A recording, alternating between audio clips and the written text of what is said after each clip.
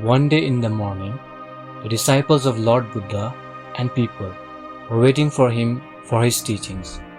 They were surprised to see that he had brought something with him, and on closer inspection, they found that he had brought a rope in his hand.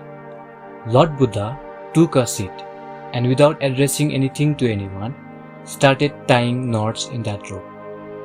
Everyone was waiting for him to say something, and after he was done tying knots, Lord Buddha asked, "I have tied 3 knots in this rope.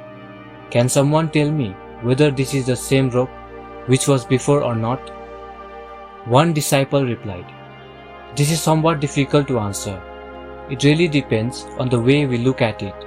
From one viewpoint, the rope is the same. It has not changed. From another viewpoint, since it now has 3 knots which were not there before, it can be considered to be changed." And it is also interesting to note that even though it seems to have changed from the outside, but it is still the same as it was before from the inside. Its basic structure remains unchanged. Lord Buddha smiled and said, "Yes, that's very true. Now let me untie these knots," he said. So he began to pull 2 ends of ropes away from each other. While doing this, he asked, "What do you all think? By pulling them this way, is it possible to untie these knots?" A disciple answered, "No, Lord. Doing this will tighten knots even more and would make it more difficult to untie them." Lord Buddha said, "Okay, let me ask you the last question.